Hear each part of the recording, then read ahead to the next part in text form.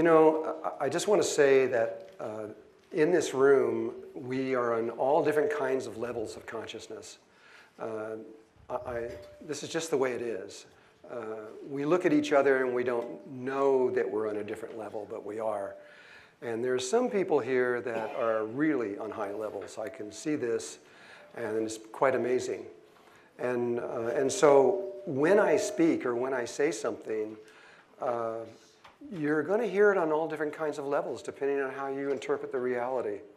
And sometimes I'll be saying something that will make sense to some people, and other people, they'll just go, God, that's crazy, you know. Because I am going to be talking about the core of consciousness today.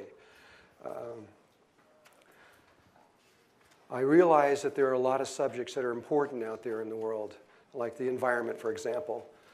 It's important that we do everything we can to save Mother Earth and to help her in every single way that we can, and to study and understand what global warming and the ice ages are, because they're linked together, if you haven't figured that one out yet. I don't think the Republicans have figured that one out yet. But there's always global warming before an ice age, every single time. You still can't hear in the back? I can't hear you either.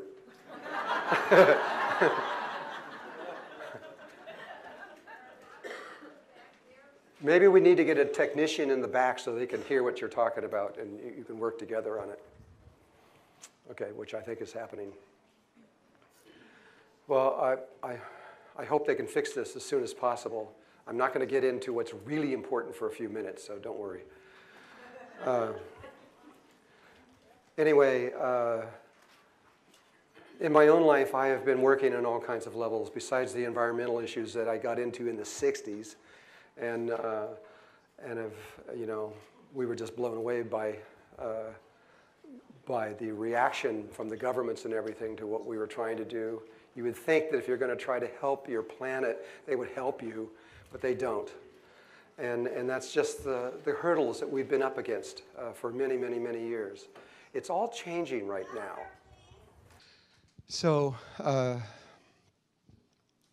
besides environmental issues and these kind of things, I have been tracking with and studying almost every single thing you can imagine, from UFOs and ETs and ITs and alternative forms of healing and medicine, alternative forms of energy. I have witnessed over 40 zero-point free energy machines that work perfectly. And it's all in place. They still won't let us do it. But that's going to change. Everything's going to change as you change. This is the way it is. You're seeing it in Egypt right now, and it's going to keep going. It's not going to stop because the global brain of internet is getting stronger and clearer. It's literally a global brain. As soon as we get into the global heart, which is in the center of the earth, and when we understand what that is and we connect to that, it's over. It's over for all these, for all the governments and religions and everything else that are trying to stop this, because we're going to know, and this is just a matter of time, and I don't think that time is very long from now. So I have notes. I have to look up my notes. It's a lot of notes. Okay. Yeah, I could do what Sarah Palin does. I'm terrible, I know. Okay, I wanted to be clear. I've tried to not hide who I am or where I'm from and what my purpose is here, and I'm not going to do that here either. I am not human. I am an ET. I'm a multidimensional ET. I am also a multidimensional IT, and there's a big difference. ITs are interterrestrial, from inside the Earth. I am both inside the Earth and extraterrestrial from that, and the world I come from does not have any stars and planets. It's a whole different way of existing, but you are all going to know what this is, because as you will find out if I have time to do it all, this is where we're going. You're going to go where I came from. And I am part of the Great White Brotherhood. I am intimately connected with the first and the last order. The first order is Alpha and Omega, Order of Melchizedek. And I am Melchizedek. I am not a priest. And there's lots of Melchizedeks. I'm not unusual. In this galaxy alone, there's over 10 million of them. It's anybody who has been able to go through all 144 dimensional levels and be stable. That's basically all it takes. and then life says, aha, there's one of those guys that went through all that stuff, and it takes you and it uses you. And so I just get used all the time, and I don't mind, because eventually you find out that there is nothing to do but to be of service. There just simply isn't anything else. That's all there is.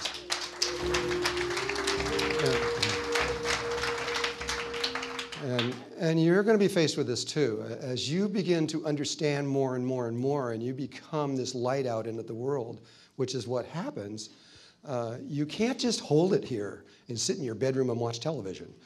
I mean, you have to share it. It's just this law of the universe. You have to give back, and you'll find a way to do that. And you're going to find a huge audience as time goes on here, because people want to know, and by that time you will know what it is that you need to teach.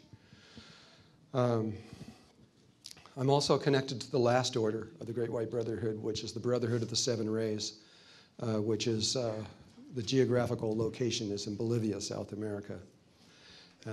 They have a very specific purpose. The ones in the middle, there's 70 orders in the middle. I don't even know them all. I don't even know who they are. It's not my job. Okay, I've explained that. I'm not going to use any images today, except for, well, we can't.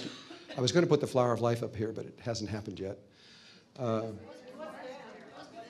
it was? Oh, there it is. Okay. I was just going to leave that one thing there, because in this, really silently, is everything. It is literally everything there is. There is nothing else. And I will try to explain that. But what I want you to do today is just use your imagination, and not to get involved in images from screens, because we are so involved with television and internet and all these things that it distracts from what we're trying to do, because we're going to try to go within to understand who we are. The name of this talk is Reality is Consciousness. Now, if you're just beginning, that is kind of like a mystery. What does that mean? That the reality, this room, is actually part of your consciousness, and we'll slowly unfold what that means. If you understand what that reality is consciousness, the moment you really truly understand that, your evolution is going to skyrocket really, really fast, because you've just hit the chord of the universe, and everything that you from that moment forth, it's just a very rapid unfolding. It just happens. So when I talk about reality, I only need this for a few more minutes. When I talk about reality, what I'm talking about is that looking at the universe and all the stars and planets and galaxies and quasars and all the stuff that's out there, and the planets and the planet Earth that we're on, I'm talking about that, and I'm also talking about a lot more. There are many, many other worlds that we can't see. There's far more that we can't see than we can see. And I'm not talking about doing instruments that can look at X-rays or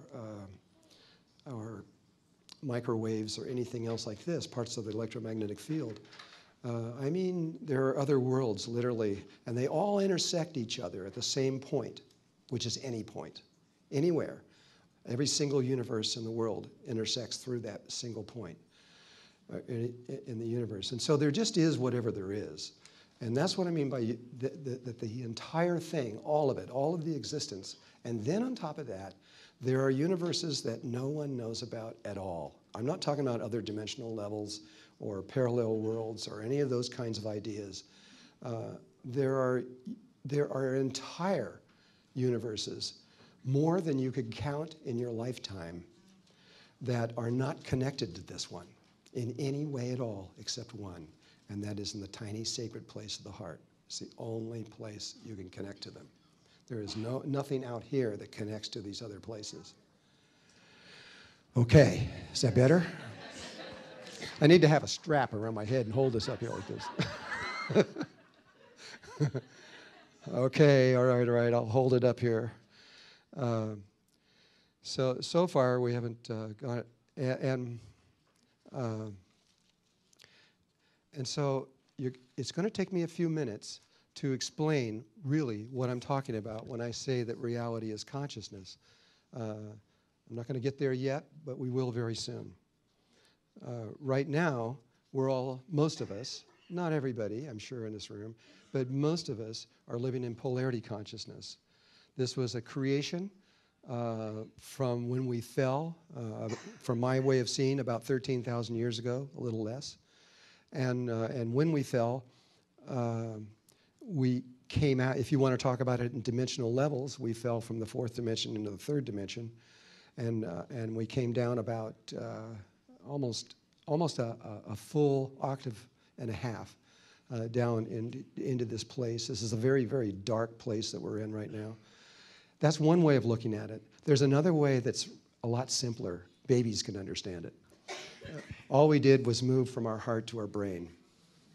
We just made a little journey from here and up to here. And when we got here, it took us a while to figure things out, but we still haven't really figured them out. And in polarity consciousness, we see everything as good or bad or black or white or male or female, etc. And we are about to leave that. We're about to completely and totally, 100% drop it, and we're going to go into unity consciousness, where we are still in the polarity, but we're not of it. We understand it from another level, and we end up in the middle between them. We're not black or white, we're gray. We're right in the middle. We don't really perceive it in the same kind of way that we do right now. And this is where ascension, this is the first step of ascension. At that point, we are going to transition from the third dimension into the fourth dimension, and we're going to go specifically into the seventh, eighth, and ninth overtone of the fourth dimension. Depending on how we perceive things, we will end up in one of those three worlds. And then from there, these bodies are going to mutate. If you noticed, the Egyptians spent a long time trying to get their bodies from here to the next world through their mummification and all the things that they were doing. And the Christians, which came out of Egypt, they're doing the same thing through resurrection, trying to bring their body with us. Why were they doing that? The reason is because this body is a baby on the next level. You must have your body with you. That's all you need. You don't need anything else, just your body. And it could even be really in bad shape. You could be missing arms and legs and all kinds of stuff. It doesn't matter. Just get there with whatever you got left over. Because once you get there, you're going to find that you have total control of creation. You will be able to fix that in a blink of an eye and turn it all back to the way it should be. And actually, people, when they get there, they spend a lot of time. They're so fascinated with it. They get their body all fixed up, and they go, well, maybe I'll kind of look like this, and they'll change their looks to something else, and I'll be taller, shorter, or I'll be this or that. And they spend time doing that for a while until they realize, well, this is boring. And then they look for the next thing, and it automatically starts unfolding. In the same way, when you were born here as a little baby, and when you were born here as a little baby, the first thing you started doing is growing. You started getting bigger, and that's exactly what's going to happen on this next level of existence. This body is going to start growing, and the females are going to get to be about 10 to 12 feet high, and males are going to be about 14 to 16 feet high, and you're going to have this giant head with this huge brain in it, And then when you get fully adult, which happens extremely fast compared to what we do now, it only takes about 2 years. When you get into that level, then everything makes sense. You have the brain power and understanding to know what you can't really understand now. You understand, which puts you in position to go to the next level. And we are going to go through every single level. And I want to talk about what this is. The reason I'm here, and there are a lot of other people besides the Ascended Masters that are here. There are people coming from all over the universe right now. And many of you, if not almost all of you, are one of those people. How many people know that you're not really human? That was about 20% or so. And how many people remember where you came from? Really do remember? Okay, it's usually a little less.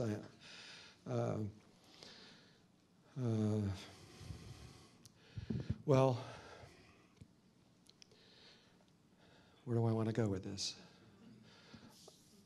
So well, here, what is going on is that the universe, let me put it this way. The Mayans, which are talking about 2012, which is all the cycles of the Earth and the Sun and the Moon and all these different other planets around us that are affecting it. It is these cycles that are all coming to a close on December 21st, 2012. But there is another cycle. And the Mayans don't know this, the Hopi don't know this, the Zulu don't know this, the Kogi might know this. I haven't actually asked them that question. The Owakos might know this. I don't think that the Waitaha or other, I don't think anybody else would maybe know this, and the Tibetans might know this. But there is the largest cycle in existence is ending at the same time. It's changing everything. This is the reason why the Greys, when they were here, began to abduct people. The 5.5 million people that were taken, or more, that were taken aboard those ships. And the reason that happened is they were not involved in this. They came in here in very early 1900s, about 1910 or so. And they were on another project. They were trying to solve something that we were doing. And right in the middle of that, right in whenever it was, I don't know, it was the early 1980s or somewhere in there, they became aware of that this big cycle was going to end. It was a huge problem for them because they're a technological civilization. They gave up their emotional body, their feminine side. And in so doing that, they were not able to make the transition. What is about to happen is that we're going to go from an octave of universes, which is what we're in right now, to another octave of universes. In other words, this universe we're in right now is very soon simply not going to exist. It won't be here. The Earth is not going to be here. It won't exist. It may be used again sometime, but very soon it won't be here. It's not what you think it is. It's not even close to what most people think it is. We think it's real, but it isn't real. It doesn't exist in the way that we think it exists. It is part of our consciousness. It's part of our awareness. It's a projection from within us and from a very specific place in our body, which we'll talk about very soon. And so that's going to disappear, and we're going to reappear in an entirely new world, and we're going to be babies cubed.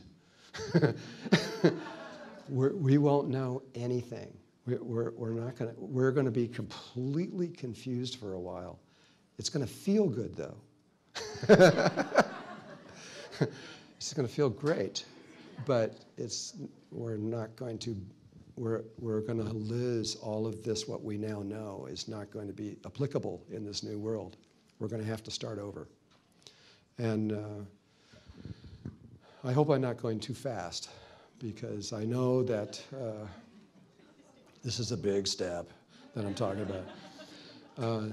The Greys could not get through this because it means that between these dimensional worlds, not just between the third dimension or the eighth dimension or the 100th dimension or anything like that, but between an entire octave to another one, there is something between them that is very interesting. It's a void space that does not allow anything physical to be in it.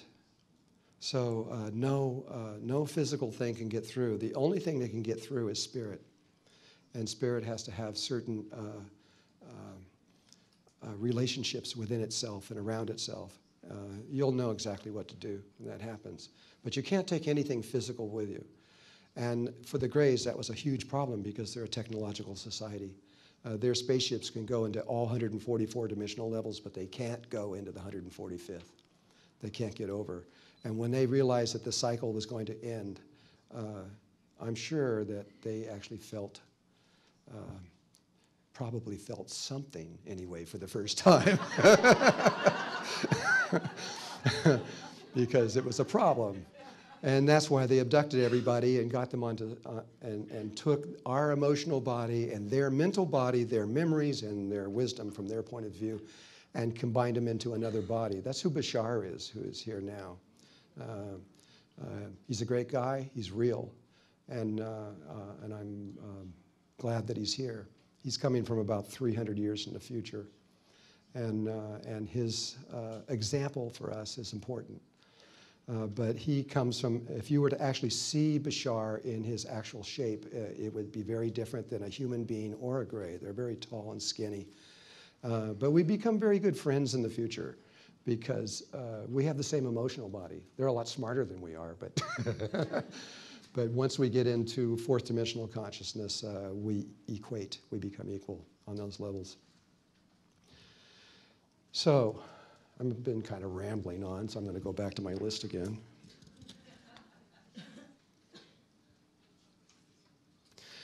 Okay, I've come to the place where I don't need this list anymore, and I would like to, before I begin talking about something that I feel really is important to you guys, and that something that you really need to understand and to know to progress further into ascension.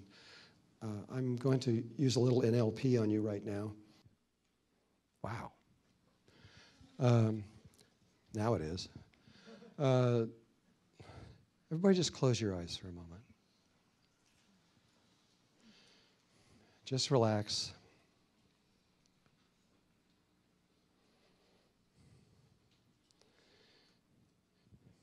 Feel yourself move into your heart if you can, if you know how. And we all know how.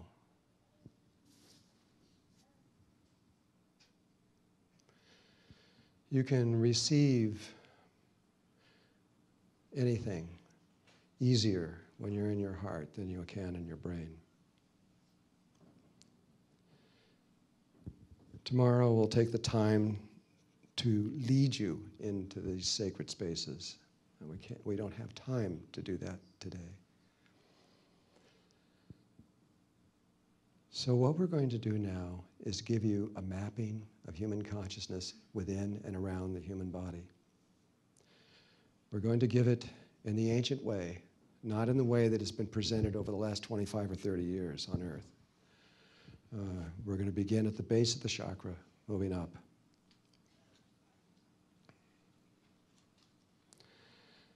We will leave certain things out because they're not necessary right now. We're going to begin at the heart.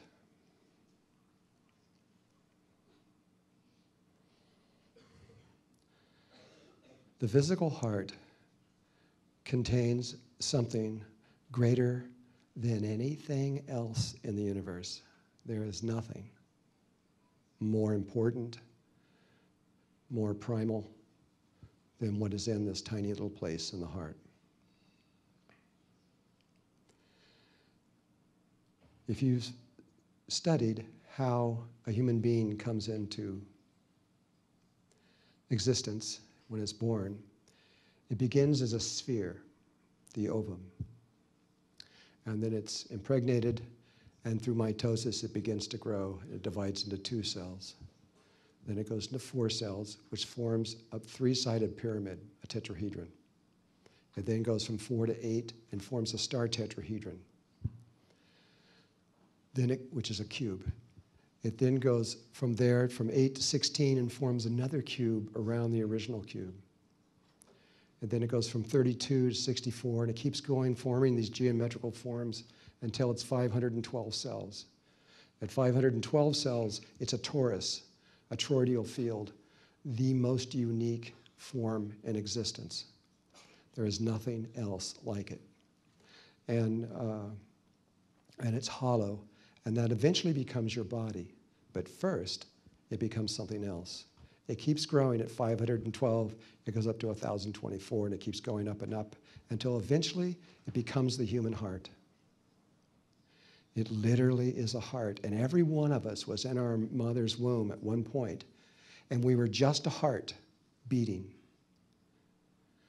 Science, medical doctors, could never figure out how this heart could beat when there was no brain, there was no arms or legs or eyes or anything or any other glands or any other organs, just a heart, and it started beating. It was HeartMath who first discovered that there is a brain inside the heart. It's brain cells. It's very small. It's only 40,000 cells, but it has its own intelligence. And so the heart begins to beat. But then, at one point, this mass begins to come out of the heart and emerges out and becomes the body, becomes the brain, the head, the arms, the legs, and all these other things. And that is pulled into the body at a later point after it's been developed. And so just from seeing that, you can know that the heart is more primal, more important than the brain. It was prior to.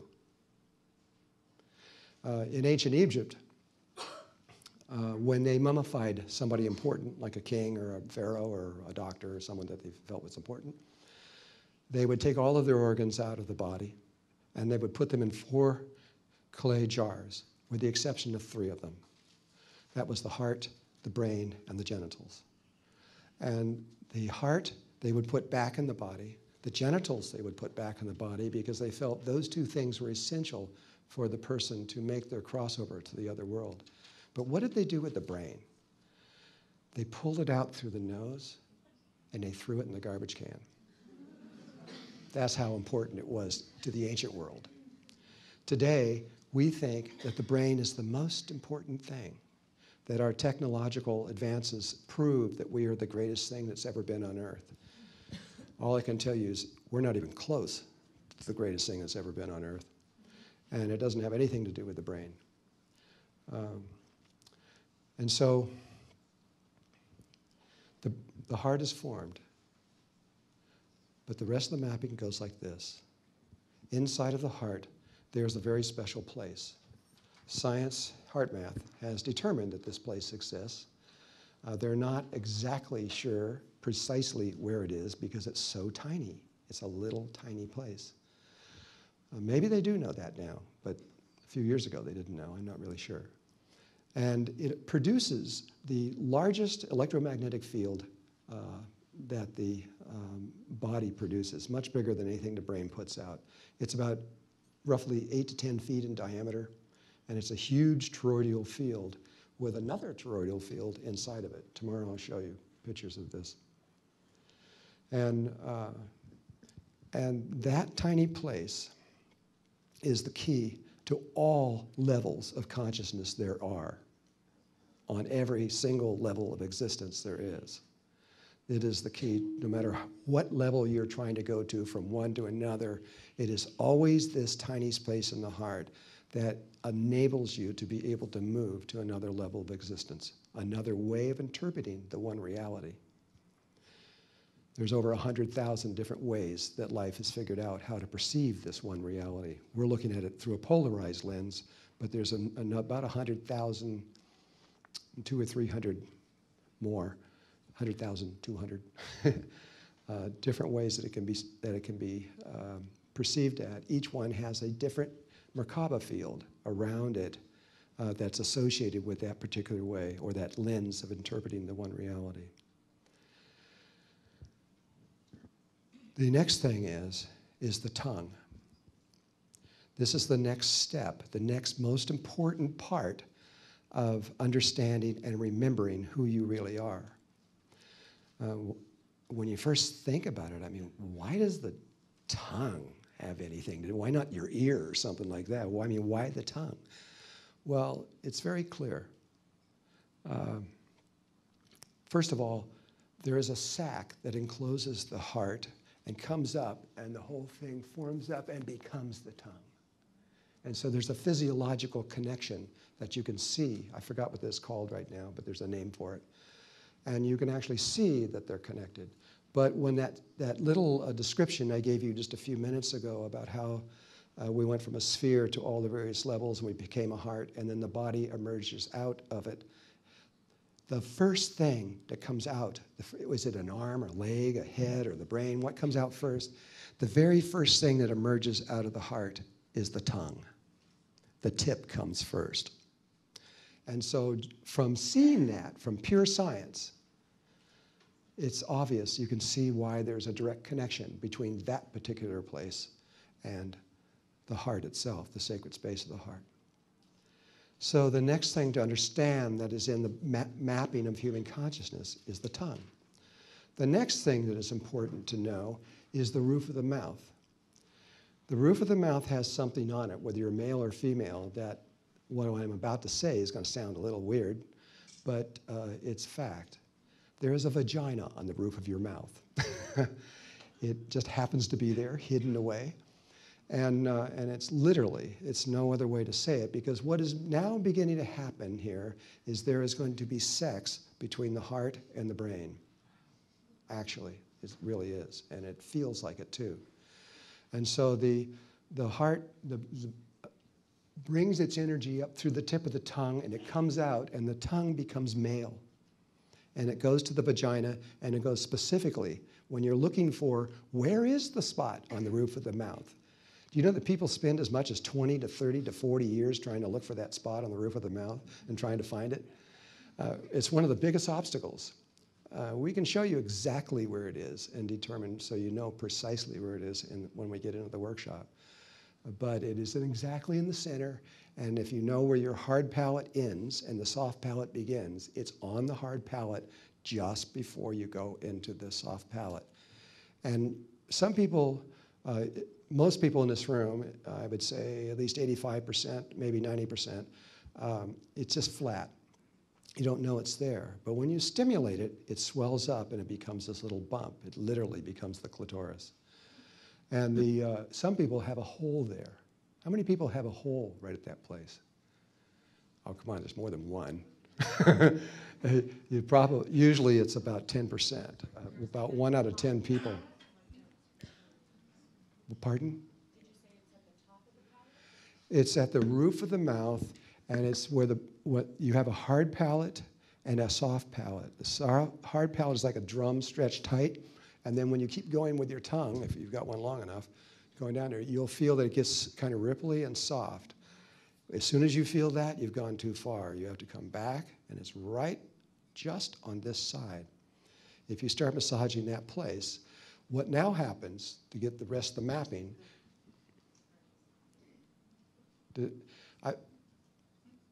this would probably be a good place for questions. So if I don't know how, I'm going to have to go through all of this, and the only way I can do this is in a longer period of time. This usually literally takes the traditional systems like Kundalini Yoga, Kriya Yoga, and these kind of steps. If you talk to those teachers and say, how long does it take for someone to master this? Seldom is it less than 20 years. But I found that if you are clear enough and you understand what it is, this is part of the problem, is most of the gurus or the teachers that are teaching this don't understand it. If you really get in there and say, what is this, what's happening, they don't know. They've just been told that this is what you do, and they don't really know what's going on. But if you really understand what's going on, you can get it. And usually in a group this big, I can get about 35% in one day. They'll know exactly how to do it. And the rest of them, about another 35% in usually a couple months. And then the other ones have problems because they've got emotional problems they got to work on. And in spirituality, you must deal with your emotional problems or you'll find a ceiling that you can't go any further on. It's not an option. You have to do it if you have an emotional problem, which just about everybody does. And okay, we're going to keep going now. That roof of that particular spot goes up through a chain up to the thalamus glands up here. There's these two egg-shaped glands that are a little bit toward the back of the head. And those glands, when it's being stimulated, when you are in your heart space and you are moving the tongue on that particular spot, it stimulates those glands and they start firing alpha waves.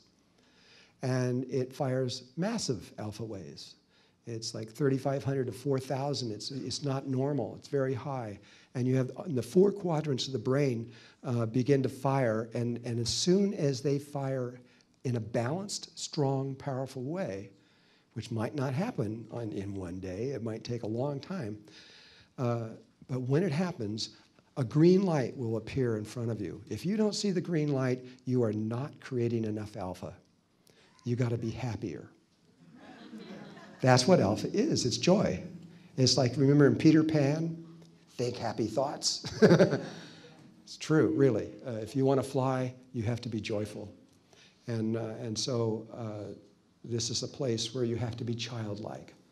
The more serious you are, the more degrees you have and all these kind of things, and the more you're into them, the more likely it's going to be hard for you.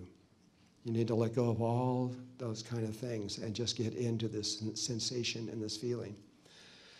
The moment that happens, the next thing you do is you shift your attention from while you're in your heart to your pineal gland. And the gland itself literally is the third eye.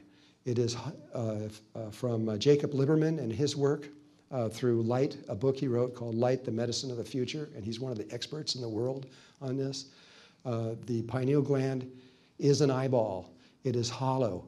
It has color receptors inside of it. It has a lens on top of it for focusing light, but it's looking up and not instead of out this way. It's 90 degrees off to these eyes. It's a single eye looking up, and it's situated in such a place that it's in the prana tube. So the light that it's receiving, that it's concerned with, is not physical light from the sun, but the light of prana, or life force energy, that's moving down that tube.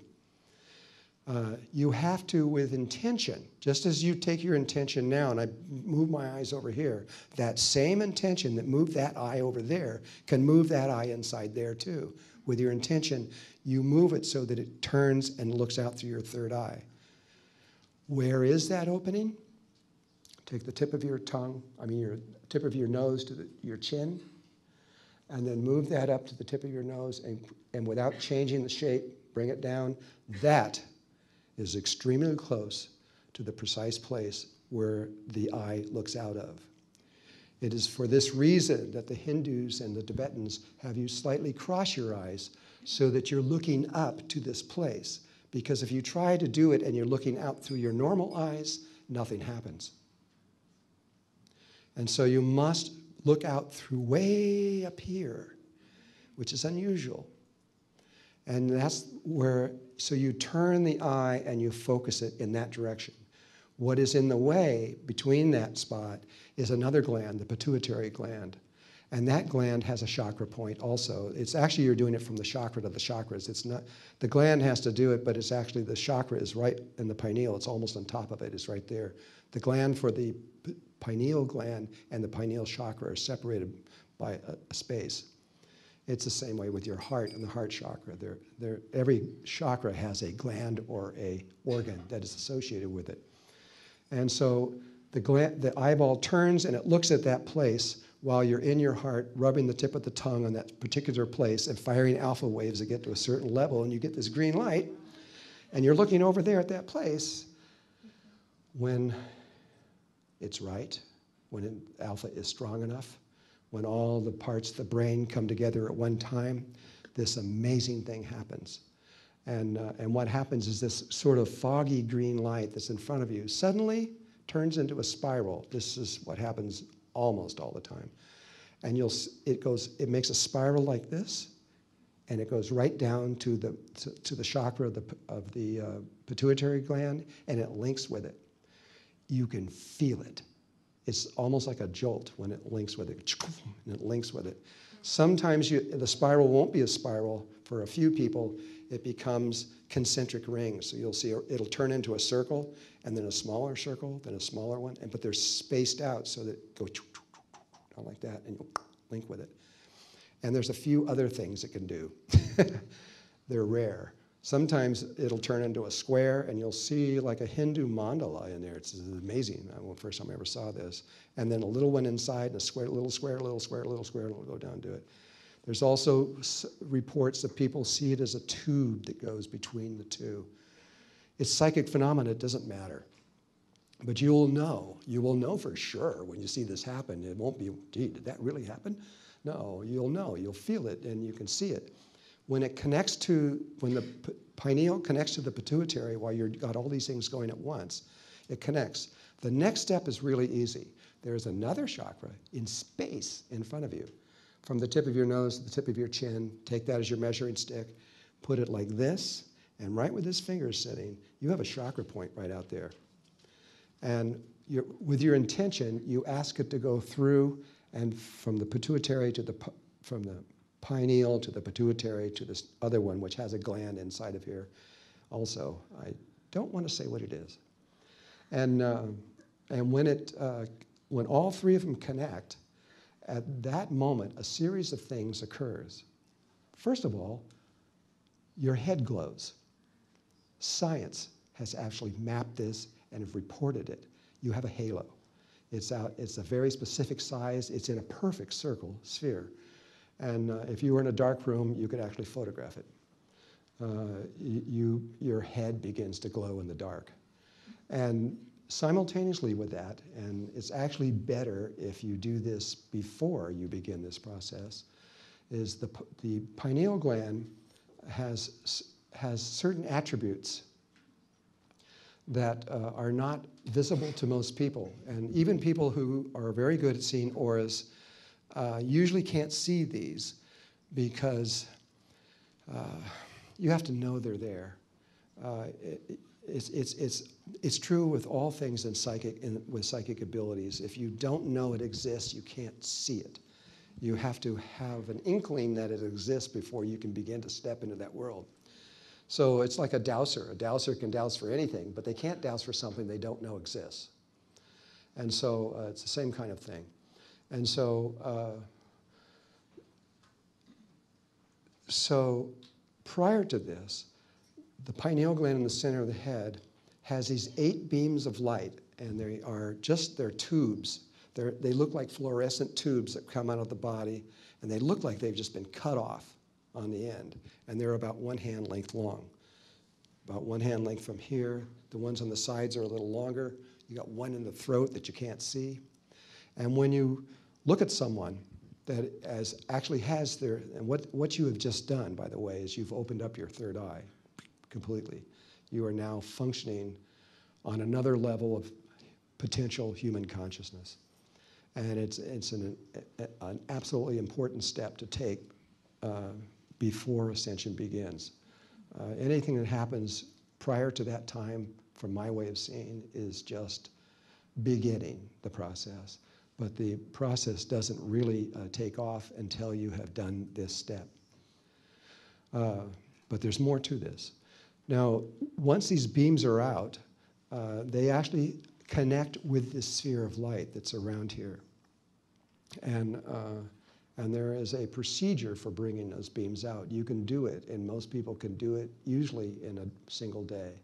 It just takes a little bit of time and practice, and you can get them all out. It might take you a few weeks to get them out strong, because sometimes they get droopy and they get kind of bent and things.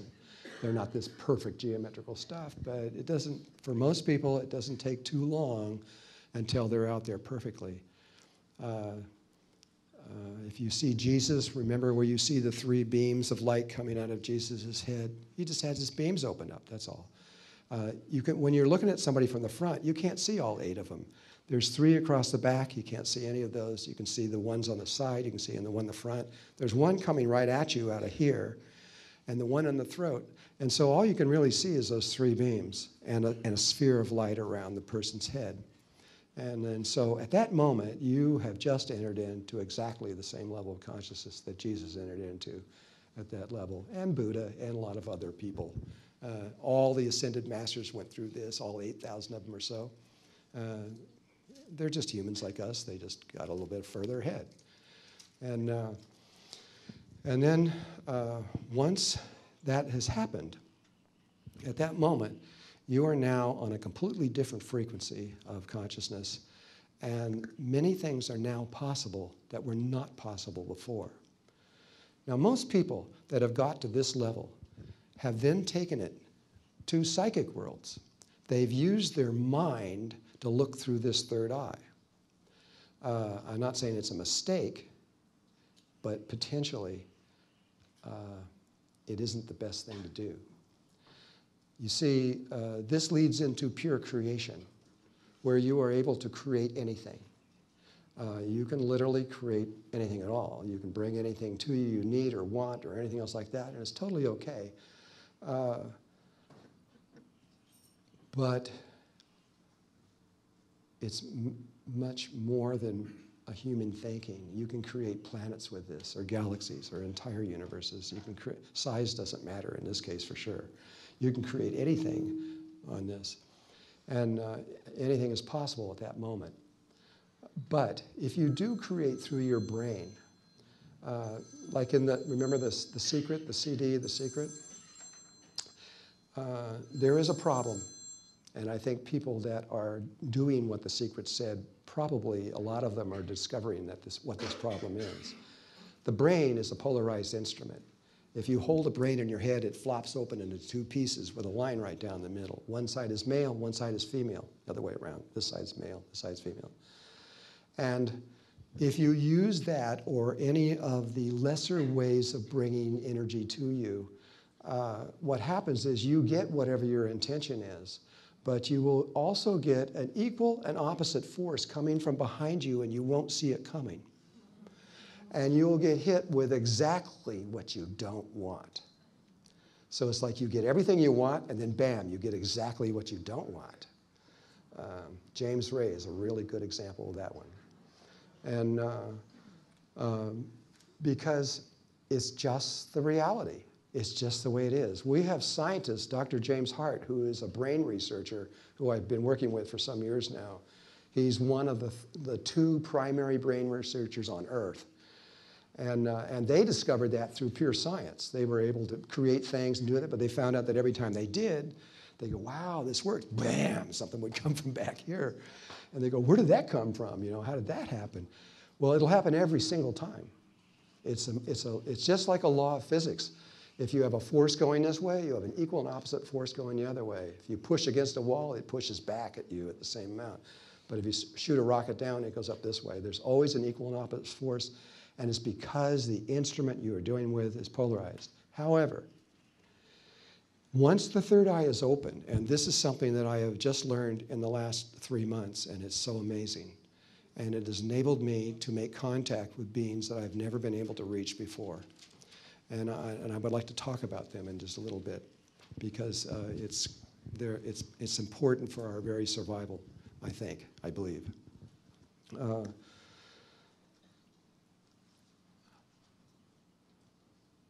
Where was I going with that? What? Making contact with beings by doing this thing. Oh, yeah. Okay, but I was thinking of something else before that. That was. Oh, yes. That's what I wanted. Thank you very much. Okay. Instead of connecting through the brain, which is what's being taught all over the world, pretty much, there's another way. And is that when you are in the heart, and you're in the tiny space of the heart, there are 2 spaces in there. There's an outer space and inner space. Heart math has also figured that one out, because there's a toroidal field and a toroidal field inside of the other one. when you're inside the heart, instead of looking out through your eye using your brain, you can look out through the third eye using your heart. And this is in the Sufi traditions and in many other traditions around the world, it's called the single eye of the heart. And when you look out through the heart, you can duct tape your eyes closed, but you can see the outer world perfectly. And, but you don't see it in the way that you see it now. Here you're seeing the surface of things. Instead, you see all the subtle energies between us. It's astounding. You see, right now, there are like roots that are coming between us. There's these energy fields that move between us. As we walk by plants, there's all this energy that moves between us and all these things that is going on all kinds of levels. We don't see that. We're only seeing the surface when we look with our brain. But when you do this with your heart, suddenly a whole nother world opens up. Another human sense opens up. We go from 5 to 6. It's a completely different one. It's amazing. You can learn about things. And at that point, a whole nother world of consciousness, of beings, of living life appears. And wow, it's amazing. We didn't know they were there. Your digital cameras are not going to pick it up. Nothing's going to see it, but your heart can. And it's so, it is from this place, is what my inner guidance has been telling me, that this is the place that we need to be, because it puts us on a frequency higher than human. At that point, you are not human. You are doing something that is not human. You are like in an in-between place between human and the next level. And what happens is other kinds of life forms can come down and connect with you. It's easy for them to reach you at that point. It's difficult when you are when you're just in human consciousness, or even if your third eye is opening and you're looking through your brain, it's not the same thing. And so this mapping of consciousness is a huge key. I know it's being taught by many people. This is nothing new. This was written down in the Vedas 6,000 years ago. This is nothing new. I'm just translating it from ancient terms into modern terminology so it can be understood more. And, but if you do this, if you focus on this, you'll come to this place where you can, first of all, solve all of your problems, your physical problems. Your illnesses, you can heal anything from there, absolutely anything. You can bring anything to you, whatever you need, jobs, people, whatever it is. You can do anything without doing anything. It just will come to you. And you're not doing it for that reason. It's just what happens. Everything comes to you. When you create from the heart, instead of from the brain, the heart is not polarized. It is an absolutely unified field of consciousness.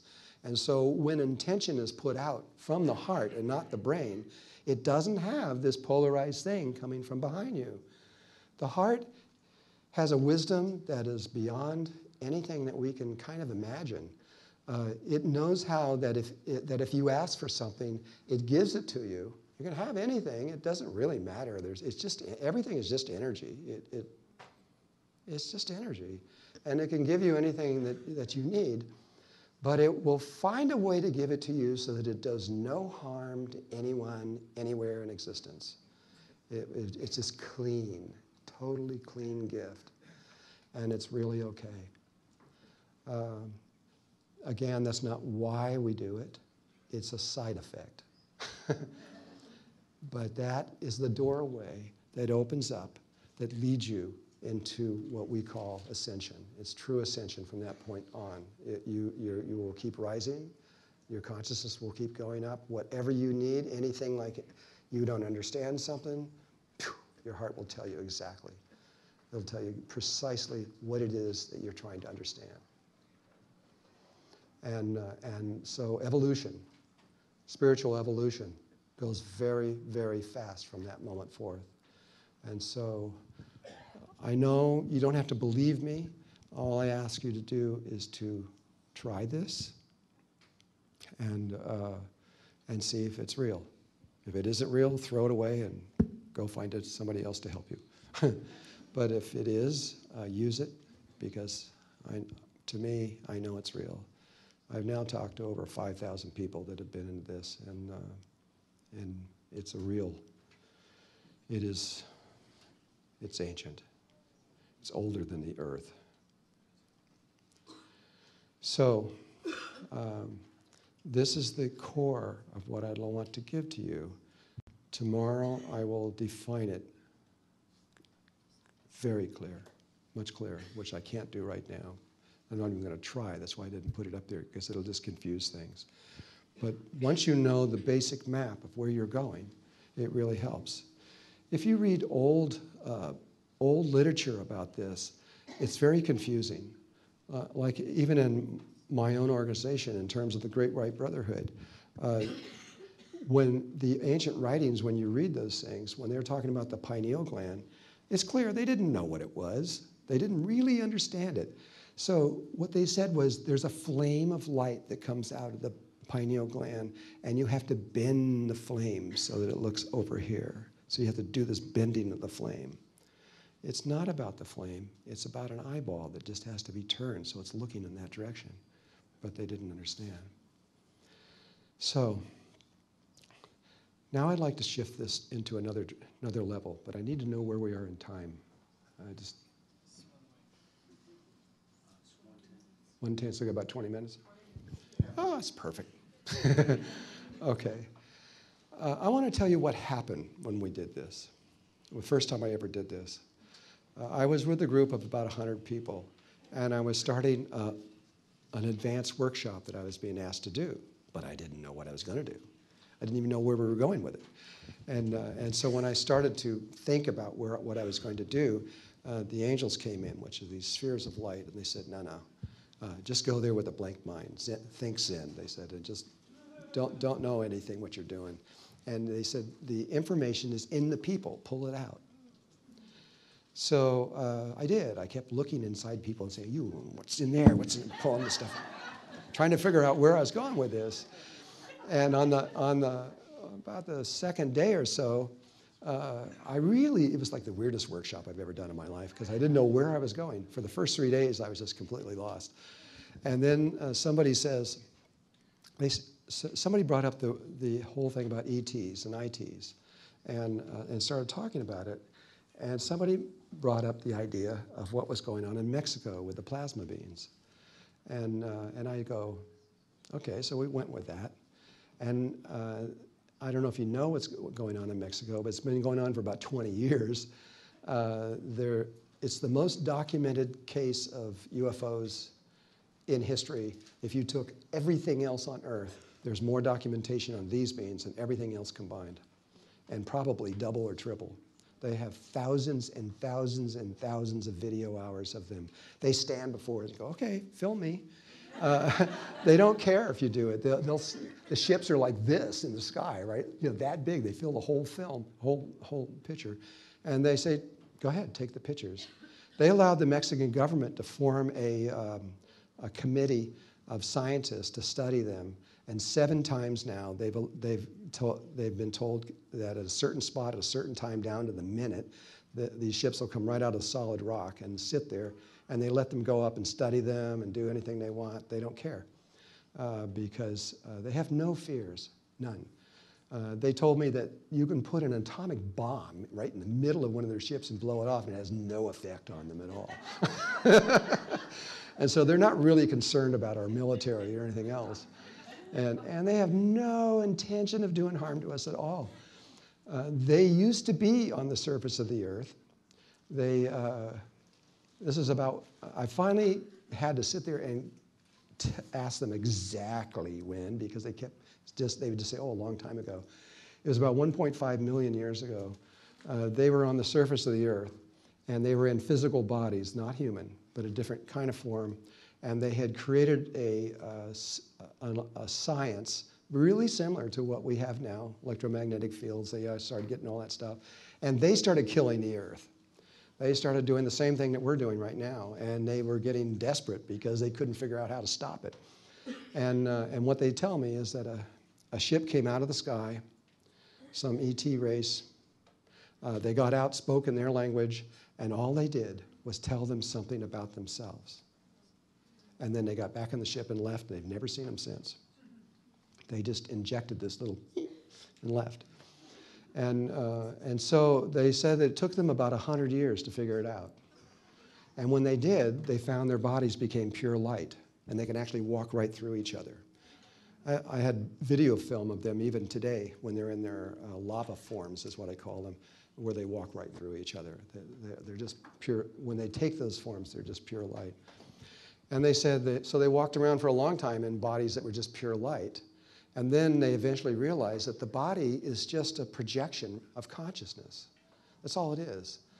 This is how certain shamans can change their bodies from a human into a puma or something, or an eagle, because they can literally, it's all it is. It's just a consciousness thing that we have connected in.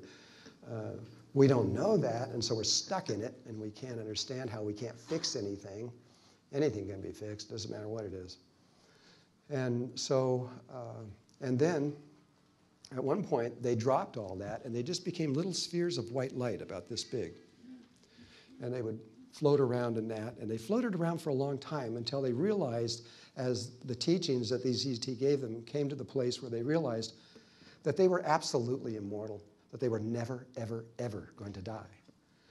And when you get to that place, they said, you change your perspective on life. Like now, we live, say, 100 years. And so everything we do, we think, well, it's got to last 100 years.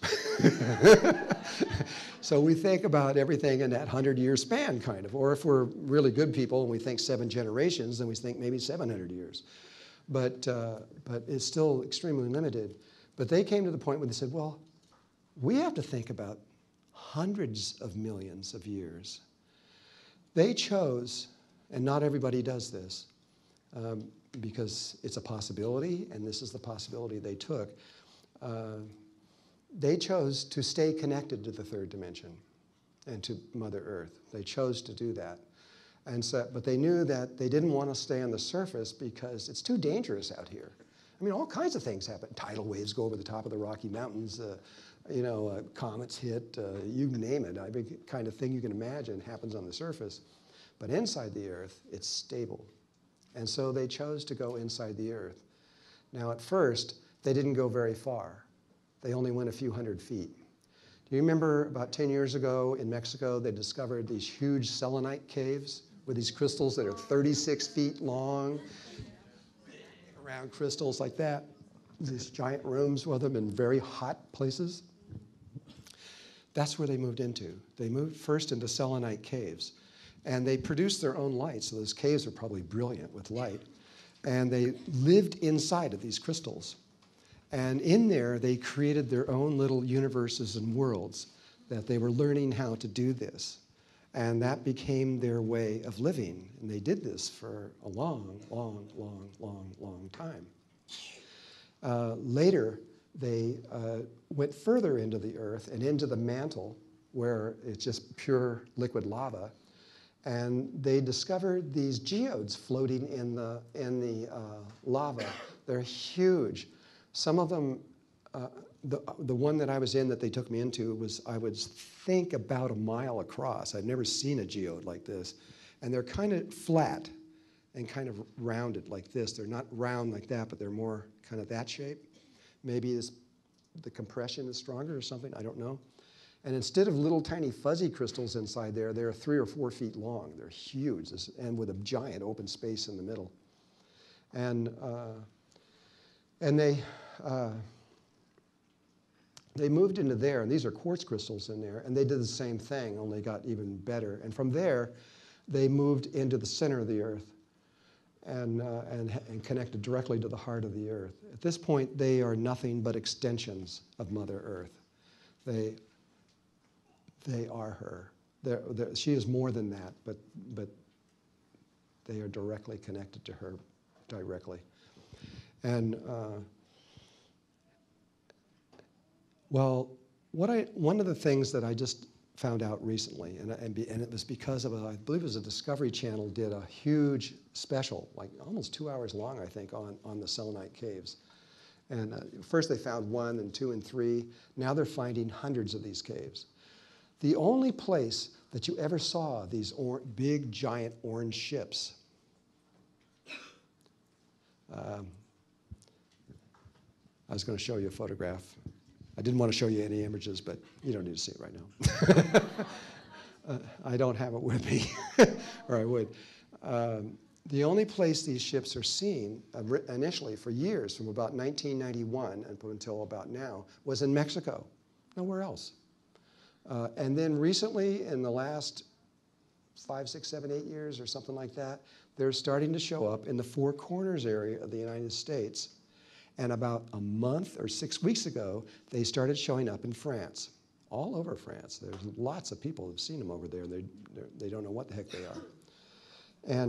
And so I'm watching this Discovery Channel or whatever it was on these things. And at the very end, they talk about selenite crystals. And the only place in the world that selenite crystals are found is in Mexico, the Four Corners area of the United States, and parts of Europe.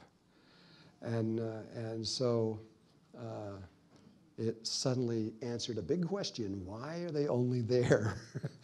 Because that's where their home is. And I just got a thing from National Geographic, who was taking photographs of them. Thought they were taking photographs of them, and they were all excited and sent me these pictures. I just looked at them a few days ago, and all it was a forest fire on the horizon. So, no, it's not the same way. Well, I've now have really long, lengthy communications with them. I've been into their cities 3 times. We have brought 100 people with us each time. And the first time we went in there, I'm going to describe what happened, because these people are going to be really important to us very soon.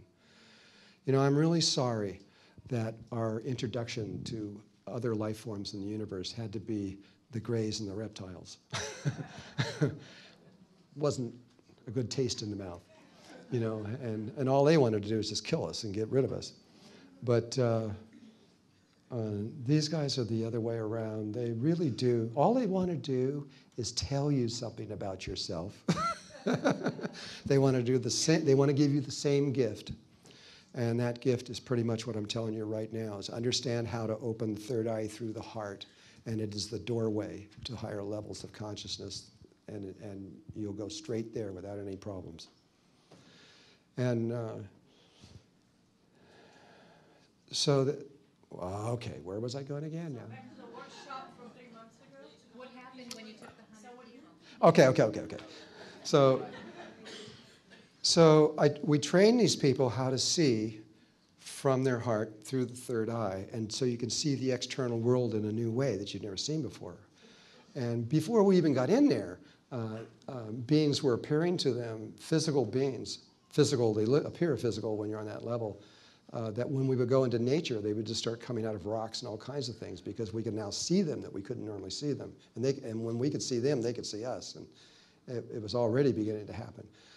But we got on this ledge, and we said, okay, we're going to go in. And we all sat in. We did a ceremony, and we then went deep into the earth.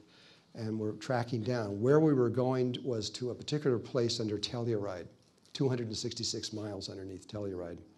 Into the mantle. It's about 800 degrees of that place. And as we were going through the crust of the earth, we began to see all kinds of other life forms, because we were in this place where we could see them. I had no idea, none. I had no idea there was so much life inside the crust of the earth. Oh my God, this is like cities and stuff and people and all kinds of things in there. And we all saw them, and we all saw exactly the same beings, which was kind of interesting. And we got through the crust and into the lava, and then no more people. We didn't see more people anymore, and we kept going down and down and down and down and down and down and down and down, until here we could see this very, very bright object. I mean, it was just brighter than everything else coming up toward us. So it was like flying down to it. And when we almost got there, they set up people to us, one person for every one of us. I didn't expect this. I didn't know it was going to happen. And they came up, and they come up in these lava forms. They're little people with big heads and kind of very unusual looking beings. And one came to every single one of us, looked at us, and then turned into a human being right before our eyes. It takes about a second and a half for them to do that. And then they look just like anybody else. And they spoke to each one of us in whatever language we wanted to be spoken to. And then they said, and these guys are like, they're always playing around and laughing. They think we're so silly because we're so serious. They keep saying, you guys just gotta calm down and enjoy life. You're gonna get there fine. And they just so they're always making jokes. This one lady was telling us afterwards, she says, she was crying. She says, oh my God, I finally met somebody on another level, you know, and you're a really nice person. And she says, can I stay in contact with you? He says, oh, yeah, we just use email. Then he laughs, you know. And so I didn't know this was going to happen. And so they talked to us for about 10 minutes. Then they took us down inside the geode. And they told us how they lived. Each person brought us to a different place, but they told us all these different things about it, and so many things about them and what their lives were like. And they were just sharing with us, trying to be friendly. And then at the end, this ship appears, one of the big orange ships appears in the middle of the space, the geode. It's huge. And they said, okay, everybody get on. We didn't know this was going to happen. And so we all got on this ship together. We're all in there, and poof, when you are, your bodies disappear and you become the ship. It's a very interesting sensation. And so they take us back. Well, it took us about 15 minutes to get down there. It took us like about 3 seconds to get back. But inside of that ship is so bright. The light is so bright, it hurts. And when we broke the surface, the light went up about 10 times. It almost scared me because it felt like I was going to get blinded by the light if we stayed. But it only lasted about 2 seconds, and then it went away. But oh my God, I mean, it was just like looking into a 1,000,000-watt light bulb. And then they put us back into our bodies, and they went down and left us there. We all came out. We all opened our eyes all at the same time, and everybody started talking at once. And what we soon discovered was everybody had the same experience, almost everyone. There were 99 people and one other person that joined us at the end, 100 people. And I asked, so in the discussion, we all had the same thing where somebody came to us, turned into a human being, brought us in there, showed us all these things, got in the ship, and came back. I mean, if you do a meditation with no guided imagery or anything at all, and you're all going to have the same exact experience, the odds of that are pretty zero. And we had 88 people out of 99 remembered everything, exactly the same. And the other ones had pieces of it. According to them, they said, nah, we got all of you. And, but 88 out of 99 is amazing. So I can't help but talk about them because I know that they are planning on helping us somehow, protecting us during certain changes that we're going to go through. In Mexico, on television, they've told the Mexican people, don't be afraid of them, don't try to harm them if you see them. They're our friends, you know, be good to them. I hope that the rest of the world understands that, but we can't do anything to them anyway, so it doesn't, I guess it doesn't really matter. But I think in the future, you're going to see these beings and a whole nother level of love coming from another race of beings that really do love us. They really do care about us. And if you ever want to come to Sedona, I'll take you down on the earth and show you. I will.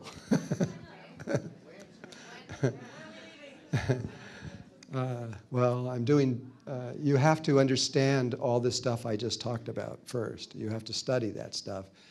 I can teach you. There are other teachers that can teach you. But, and I'm setting up a school right now where there'll be teachers all over the world by July that will be able to teach you how to do this.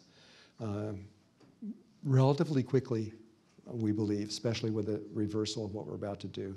I know I'll only have about 2 minutes left or something, or maybe less. And so I hope that what I have given you today helps you. I know this is very quick, but it's my prayer that you are able to understand this, bring it into your life, breathe it, make it real, and have a beautiful life expanded in your consciousness. Thank you.